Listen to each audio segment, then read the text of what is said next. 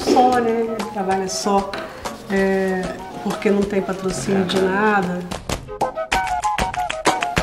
Uma pessoa só não faz política, né? Você precisa de muitas pessoas pensando mais ou menos igual para você conseguir colocar uma lei em vigor.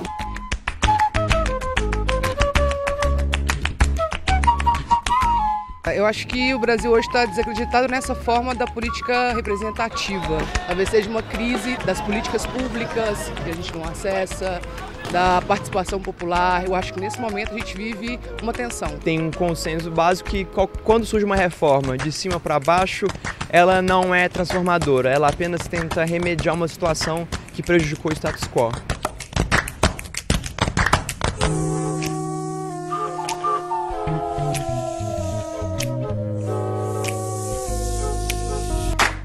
Olá! A arte pode mesmo ensinar muito a política. Aliás, a política é a arte de relacionar-se e de negociar diferentes interesses para se fazer escolhas visando o bem de uma maioria. No Brasil, a democracia tem elementos representativos, participativos e garantias fundamentais, como a liberdade de expressão. Mas no caso de se fazer mudanças durante uma reforma política, a relação entre os eleitores e os eleitos pode também ser modificada. E é justamente isso que faz o tema da reforma política ser tão relevante para o futuro do país. Todo poder emana do povo, que o exerce indiretamente por meio de representantes eleitos ou diretamente nos termos desta Constituição. O governo representativo, onde alguns têm o poder de decidir pelos que elegeram, permite que a democracia aconteça hoje nas sociedades mais complexas. Isso porque reduz custos na medida em que diminui o número de pessoas com poder para tomar as decisões, mas também levanta com isso riscos de tirania, corrupção e incompetência, que exigem um acompanhamento de perto e uma reflexão constante da forma como o sistema está funcionando. Por isso, alguns autores só consideram os governos representativos se eles fazem o que é melhor para o povo, se eles agem no melhor interesse de, pelo menos, uma maioria dos cidadãos. A política atualmente está precisando de um renascimento também, de uma renovação. Planejar, participar e fazer uma sociedade melhor para todo mundo, né? Para esculpir uma peça, o artista tem que primeiro planejar, discutir e perceber o que se quer. Depois, se relacionar com a matéria-prima, ir dando forma, usando seus conhecimentos e também sua sensibilidade. Assim, ele vai vocalizando suas preferências e monitorando suas próprias ações e omissões. Uma coletiva exige muito trabalho de organização, de planejamento e de motivar as pessoas a se reunirem mesmo para fazer um trabalho em conjunto para montar uma exposição. Então essa motivação que é complicada, né? Motivar todo mundo a fazer e conseguir de todo mundo que te ajude, né? Eu preciso ter coragem também de dar a cara, né? Isso deveria acontecer também com o exercício da representação política, que hoje desperta tantas controvérsias e acirrados debates por toda parte. Mas afinal, o que o Brasil pode e quer reinventar com a ampla reforma política? É consenso dentro da Assembleia que a reforma política sozinha não vai resolver os problemas que nossa sociedade apresenta, mas pode-se pensar em algumas soluções mínimas, né? Alguns reparos, como por exemplo, pensar sobre o financiamento de campanha. É público, é privado, é misto, quais são os mecanismos? Porque uma das conclusões é que quem manda no governo é quem financia a campanha. Quando se fala em reforma política, se pensa em geral em reforma das instituições públicas. No entanto, algumas mudanças podem modificar também o comportamento e os padrões de interação entre as forças políticas, além da forma de atuar das instituições. E tudo é importante porque pode modificar o jeito dos cidadãos e dos representantes priorizarem e distribuírem com mais ou menos eficácia recursos para diferentes demandas. No Brasil, a pauta da reforma política em 2013 esteve centrada em pontos do sistema eleitoral, como a votação por lista aberta, as coligações partidárias, o financiamento de campanha. Daí a importância de entendermos o que é e como funciona o sistema eleitoral. Guilherme, o que é realmente o sistema eleitoral? O sistema eleitoral é o conjunto de regras que organizam as eleições. O sistema eleitoral tem 3 elementos importantes. O primeiro elemento é a divisão territorial, a divisão geográfica. Por exemplo, nós elegemos deputados em Minas Gerais, os paulistas em São Paulo. O segundo elemento é como os candidatos são apresentados. No nosso caso, é a lista aberta. E o terceiro elemento é como que o voto são transformados na definição de quem que foi eleito. E qual a importância da existência dessas regras, Guilherme? O sistema eleitoral é importante para assegurar condições para que executivo e legislativo sejam capazes de tomar as decisões necessárias ao exercício do governo, permitir representação dos diferentes grupos e valores sociais existentes na sociedade, fortalecer os vínculos entre o cidadão e o representante e ainda facilitar ao eleitor a compreensão de como seu voto é transformado em poder, seja no executivo, seja no legislativo. Por isso é tão importante conhecer o sistema eleitoral e refletir sobre ele para sabermos se o nosso atual sistema tem atendido a esses objetivos ou se precisamos promover uma alteração significativa, como vem sendo discutido, para aperfeiçoar a nossa democracia. Olha, nós temos uma situação que ela é muito paradoxal. Por um lado, há um sentimento coletivo da necessidade de reforma política. Os próprios representantes no Congresso Nacional o tempo todo repetem isso como se fosse um mantra, que é preciso fazer a reforma política. Mas na vida como ela é, existem muitos interesses dos grupos atualmente representados no Congresso que fazem com que essa reforma não avance. Essa representatividade ela existe muito ruim, porque trabalhadores, né, a maioria, não está representado. Hoje tem mais empresário, mais ruralista do que trabalhador lá no Congresso Nacional. Se a gente pegar as mulheres, né, que é a metade da população brasileira, ela está 9% na Câmara Federal e 12% no Senado Federal. A relação entre os parlamentares e a sociedade civil é uma relação, infelizmente, muito ruim. Os parlamentares, infelizmente, hoje representam os empresários que financiam e que bancam as suas campanhas e que, depois de eleitos, vão defender os interesses privados das empresas e não defendendo os interesses da população. Como a maioria, 70% ou mais do Congresso Nacional, representa o poder econômico, então não representa a população. Então existe uma distância muito grande entre o representante e o, entre aspas, representado, porque não nos representa. Representa os interesses de quem financiou. Meu receio é o seguinte: será que mudaremos os procedimentos políticos? Será que os políticos brasileiros querem ter uma maior representatividade? Será que o processo político brasileiro não tende, né, a um populismo peculiar aos países atrasados? Deixa essa pergunta no ar. O artista se sente desafiado quando não dá certo, porque é preciso que dê certo, a gente quer que dê certo, a gente quer conseguir, né? Algumas vezes o erro até se transforma em algo interessante, num acerto. A matéria-prima parece frágil, mas se bem trabalhada, pode se transformar em peças de grande utilidade prática. Essa ideia, retirada da arte, também vale em épocas de profundas reflexões políticas. Me explico. Depois da ida de uma multidão às ruas, o que se viu foi uma falta de liderança para negociar suas reivindicações com os representantes legislativos. Às vezes é necessário mudar, né, o processo ou mudar o planejamento. Porque se deu errado, então alguma coisa deu errado no início, né? Então vamos mudar o planejamento, fazer de novo, mas tentar fazer de um outro jeito. Esse distanciamento entre os representantes e a população revela a fragilidade do jogo político brasileiro e a necessidade de profundas mudanças que deem o devido valor à matéria-prima desse processo, nós, os eleitores. Bom, uma das maiores dúvidas dos eleitores é em relação à área geográfica em que os representantes são eleitos. Esta área, nos estudos sobre o sistema eleitoral, é denominada de distrito. No Brasil, faz muito tempo, os distritos, que são espaços geográficos eleitorais, coincidem com os estados, tanto nas eleições federais quanto nas estaduais. Mas poderia ser diferente. Nos Estados Unidos, por exemplo, os estados da federação são divididos em pequenos distritos e cada um deles elege um representante específico para o legislativo.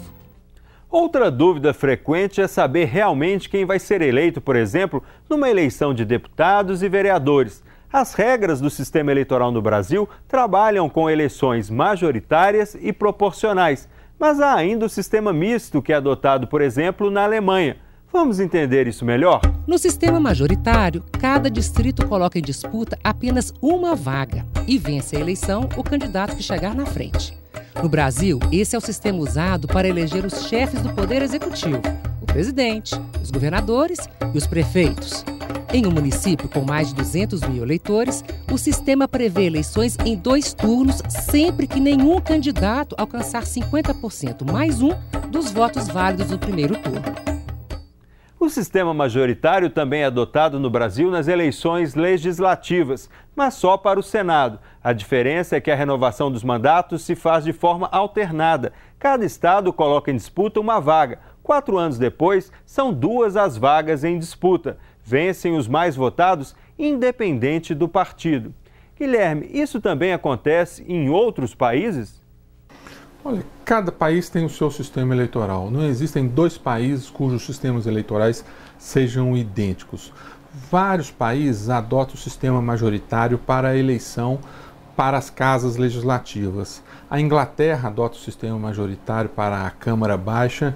Os outros países, como Estados Unidos, Canadá, Austrália, adotam o sistema majoritário para a eleição, para a definição das 2 casas, seja a Câmara, seja o Senado. O sistema majoritário é o que a gente chama aqui no Brasil do voto distrital. Isso aí facilita para a compreensão para o eleitor. A desvantagem é o não reconhecimento da minoria. Por vezes, um determinado partido pode ter 40% dos votos e não ter uma representação numa casa legislativa.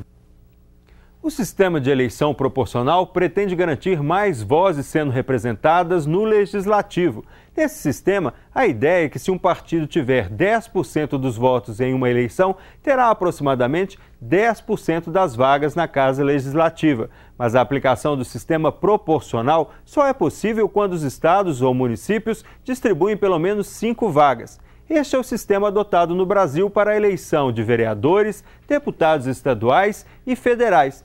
E há ainda um sistema misto, não é, Guilherme? Como que ele funciona? Olha, o sistema misto é a experiência da Alemanha. Sempre que se fala em sistema misto, nós lembramos do sistema alemão. Na Alemanha, o eleitor tem 2 votos.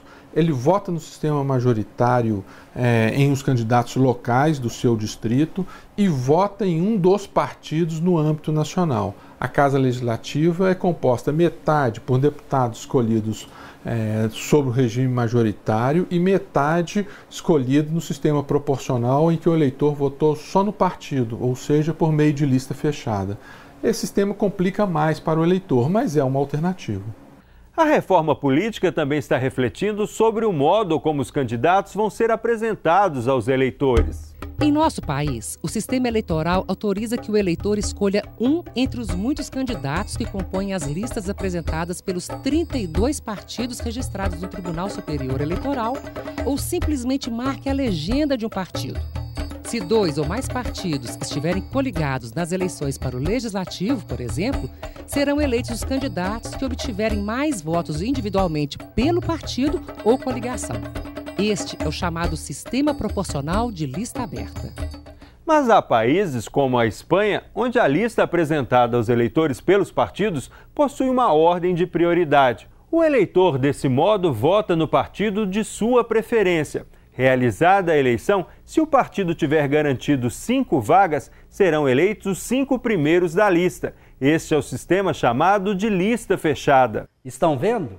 Há regras para tudo na vida. E são essas regras que há muito se tenta discutir e modificar através de uma reforma política no Brasil. Mas não é fácil, porque como na arte, tudo está interligado. Depende de técnica, cuidados. Uma mudança muitas vezes depende que outra também aconteça para atingir o objetivo pretendido. Eu queria passar mais essa coisa de transformação da peça quebrar. E quando as garrafas quebram, elas eram esmaltadas por dentro, em azul. Que essa quebra também se transforme em alguma coisa, que não é perder uma peça ao quebrar. Os estilhaços podem formar uma nova configuração ali. Na política, as formas como são feitos os financiamentos de campanha hoje É um exemplo prático de mudanças que realmente impactem no jogo político. Vamos saber mais? O financiamento privado de campanhas eleitorais tem gerado graves distorções na disputa eleitoral por uma série de fatores. Um deles é que é preciso certo equilíbrio, não apenas entre os candidatos, mas também entre os cidadãos em sua capacidade de influenciar o resultado das eleições e a postura dos agentes políticos. O financiamento da campanha de um candidato por um grupo privado, de um setor econômico, por exemplo, tende a estabelecer relações privilegiadas entre os eleitos e esses grupos, que podem, em maior ou menor grau, influenciar e emperrar avanços nos rumos das políticas públicas no país. Experimente dar uma olhada nas informações sobre doações de campanha, disponíveis nos sites dos TRS. Vocês verão que são poucos os doadores e que eles doam muito dinheiro. Há partidos que recebem mensalmente doações de pessoas jurídicas de mais de R$700 mil. Isso não pode ser só por amizade ou de graça, não é verdade? Tem gente financiando campanha e eles vão cobrar isso dos parlamentares. Né? E aí essa coisa, como que vai ser essa cobrança? Né? Pode exigir diversos tipos de coisas, inclusive chegando na corrupção, que é um problema que todo mundo quer acabar com a corrupção no país. E o sistema eleitoral hoje, o que ele propiciou? É que as pessoas elegem os nossos representantes, os representantes eleitos parece que eles têm um cheque em branco e a partir dali fazem o que quer e não prestam contas à população. Não há uma relação de accountability, que a gente chama na ciência política, ou seja, uma possibilidade de que aqueles eleitos representem os interesses e que os eleitores possam cobrar efetivamente. Nós sabemos, inclusive, que em algumas democracias existe possibilidade de que os eleitores peçam impeachment daquele seu representado quando percebem que eles não estão representando os interesses dos eleitores. Então, realmente, nós precisamos de reformar um pouco esse sistema. É por isso que algumas entidades como o MCCE, Movimento de Combate à Corrupção Eleitoral, OAB e UNE, criaram uma lei de iniciativa popular conhecida como Eleições Limpas. Esse projeto de lei apresenta uma proposta para a reforma política que inclui o financiamento público exclusivo de campanha no Brasil. O objetivo é evitar o jogo de interesses entre parlamentares e grupos econômicos, dando maior isenção aos eleitos para o exercício de seus mandatos, mais igualdade nas disputas e ajudando a cercar a corrupção eleitoral no país. A reforma política, você tem alguns pontos importantes na proposta dos movimentos sociais, na proposta de reforma política democrática e eleições limpas. Primeiro, o financiamento de campanha. Não ao financiamento privado de campanha, de empresas de campanha. Segundo, a eleição em lista partidária, escolhida democraticamente pelos partidos com acompanhamento, fiscalização do Tribunal Eleitoral e acompanhamento do Ministério Público. Terceiro, eleições proporcionais em 2 turnos. Como assim? No primeiro turno você vota no partido. Então, essa que é a grande inovação que tem. Você vota no projeto do partido. O partido ele vai ter que ter projeto para a cidade, para o estado e para a nação. Hoje você não vota em projetos, você vota em pessoas. Você tem que votar em projetos e depois, no segundo turno, você escolhe a pessoa que vai representar aquele projeto que você escolheu. Então você qualifica melhor a discussão política. Hoje não tem debate político nas eleições proporcionais. A população como um todo, vislumbra outras transformações. E as transformações, creio eu, que não serão atingidas apenas com uma reforma política pequena, tímida, que tende a manter simplesmente quem está no poder. Grandes temas que devem entrar nessa discussão, a gente não tem condição de impor nenhuma pauta, porque ela deve ser construída, são as instituições de participação popular, focando aí na democracia direta, da democracia deliberativa também, inclusive a participativa, e fugindo um pouco dessa noção de representação que a gente vive desde a Revolução Francesa. O sistema de prestação de contas é feito do partido para o Tribunal Regional, o Tribunal Superior Eleitoral. Quem sabe pensar numa participação mais expandida de outros atores nesse controle e nessa fiscalização da prestação de contas. Entidades da sociedade civil, várias delas, poderiam participar diretamente desse comitê de gestão aí financeira das campanhas para controlar de fato, ter uma fiscalização mais efetiva dos recursos públicos que estarão sendo investidos nas campanhas. Quem defende o financiamento público das campanhas vincula essa proposta também também a adoção da lista fechada. Vamos ver o porquê? Hoje os partidos se escondem atrás. Eles são muito poderosos, porque eles decidem onde vai o dinheiro, eles controlam as bancadas nas assembleias legislativas, na Câmara dos Deputados e tal, mas eles não precisam mostrar a cara na eleição. A gente tem alguém que a gente não gosta, a gente para de votar nele, porque ele se envolveu em algum escândalo. Aí ele perde a eleição. Mas o partido, você vai ver, eventualmente teve a mesma proporção de votos que antes. Porque os candidatos individuais acabam sendo descartáveis. A cúpula partidária não troca. Entendeu?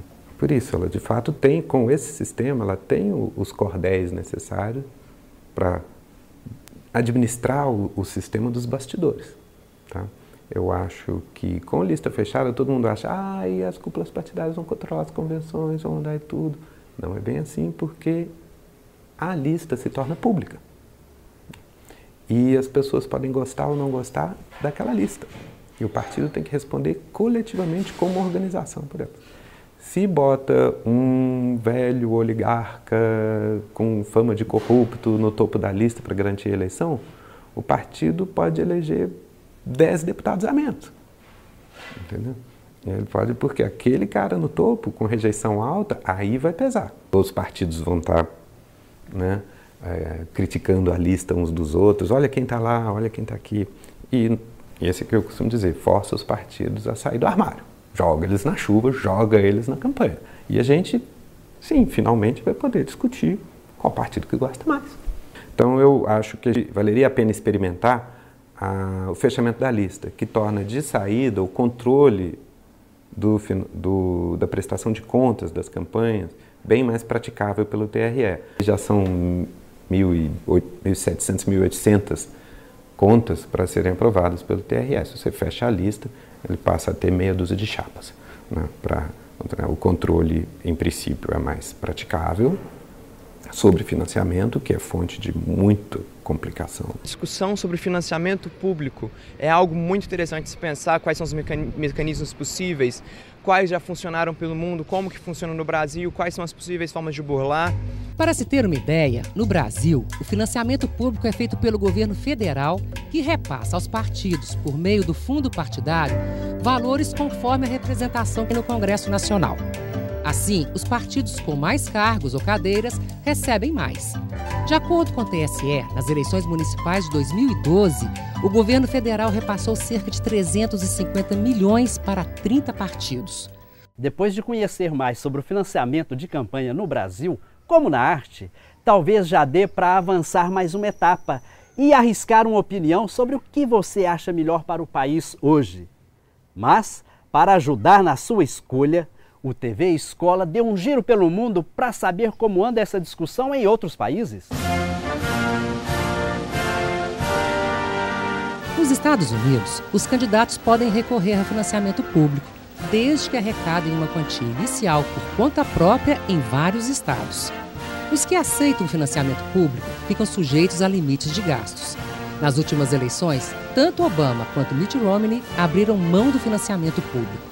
Com essas limitações, variáveis conforme legislação em cada estado, a maior parte dos financiamentos vem de fontes privadas, mas há limites para as doações, que podem ser individuais, de comitês de ação política chamados PACs, ou até mesmo de autofinanciamento. Empresas e sindicatos são proibidos de fazer doações a candidatos e partidos nos Estados Unidos, apenas para as PACs. A polêmica é que há temores de que alguns comitês especiais, às vezes ligados a lobistas, chamados de super PACs, possam ter influência demasiada nas eleições, porque esses comitês não podem fazer doações, mas podem fazer propagandas a favor ou contra algumas causas. Na França, diferentemente do Brasil, os candidatos recorrem também ao financiamento público. As doações só podem ser feitas por partidos ou por pessoas físicas, respeitando-se um teto que pode chegar a R$21 mil por ano.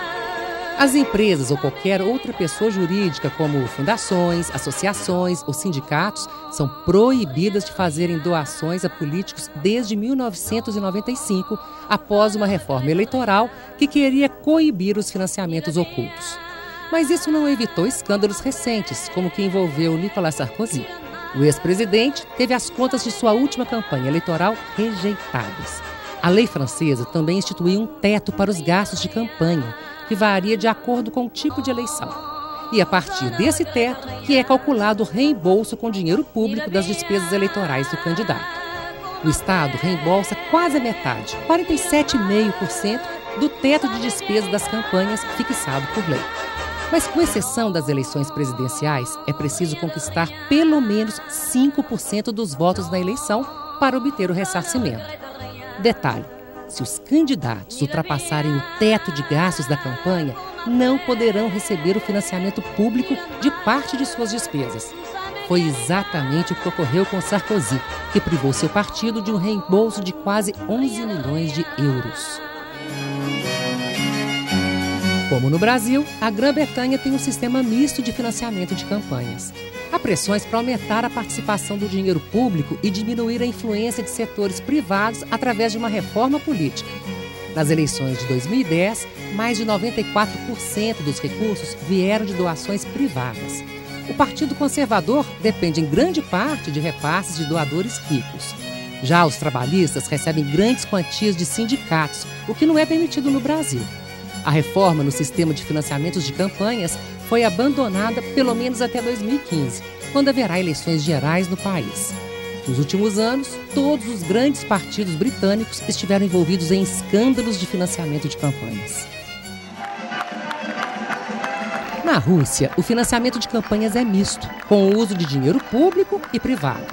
Os partidos russos recebem ao longo dos anos compensações por gastos em anos eleitorais. Em 2010, segundo dados do Conselho da Europa, eles receberam o equivalente a 87 milhões de reais.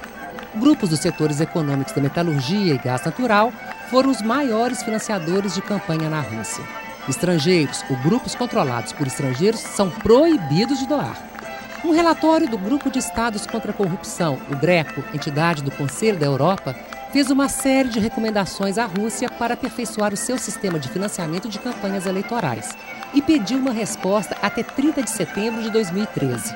Para o GRECO, pessoas ligadas ao poder têm maior acesso à máquina estatal para fazer suas campanhas, o que torna a disputa desigual. Na Argentina, desde a reforma de 2009, o financiamento de campanhas é semelhante ao da França. As campanhas são feitas com recursos do Estado. Podem contar com o aporte de pessoas físicas, mas os aportes de pessoas jurídicas são proibidos. A nova legislação, entretanto, é criticada por não limitar o uso da máquina pública para as campanhas dos candidatos do governo. O governo destina em seu orçamento anual os recursos que serão entregues aos partidos políticos para a campanha. Cada partido político deve designar um representante econômico que dará informações sobre o uso desses recursos. As eleições para governadores e prefeitos não acompanham necessariamente as regras nacionais e, por isso, são alvo de críticas por falta de controle do uso do caixa público. Viram quantas possibilidades? Não há uma fórmula pronta. Cada país precisa encontrar o seu caminho para melhorar o jogo político. Há algumas regras que não fazem parte do sistema eleitoral, não estão na agenda da reforma, mas impactam diretamente no jogo político. Uma delas, só a título de exemplo, é o fato de que o Supremo Tribunal Federal seja hoje composto por 11 ministros, que, segundo a Constituição Federal de 88, devem ser escolhidos e nomeados pelo presidente da República, após aprovação por maioria absoluta do Senado Federal. E ainda que os ministros nomeados podem permanecer em seus cargos até 70 anos de idade, quando têm de se aposentar compulsoriamente. Será que a indicação dos ministros do Supremo Tribunal Federal pelo presidente da República compromete o equilíbrio entre os poderes? Isso é diferente nos outros países? E a reforma política altera esse equilíbrio? Eu acredito que sim. Nós copiamos o modelo norte-americano, que é um modelo que segue uma tradição, mas para os Estados Unidos. Lá nos Estados Unidos, quando o presidente indica, a semelhança do nosso processo, alguém para a Suprema Corte, a sabatina é muito rigorosa. No caso do Brasil, as indicações geralmente são políticas e corre em risco a democracia. Em que aspecto? É que esses ministros querem se legitimar. E quando querem se legitimar, numa busca de uma pretensa isenção, acabam atropelando a Constituição. Na Alemanha é Tribunal Constitucional. É mais amplo, né? Muitas vezes tem 100 juízes e com mandato. Eu acho que seria uma solução. A questão da indicação dos ministros não me parece que seja um fator que revele algum desequilíbrio entre os poderes.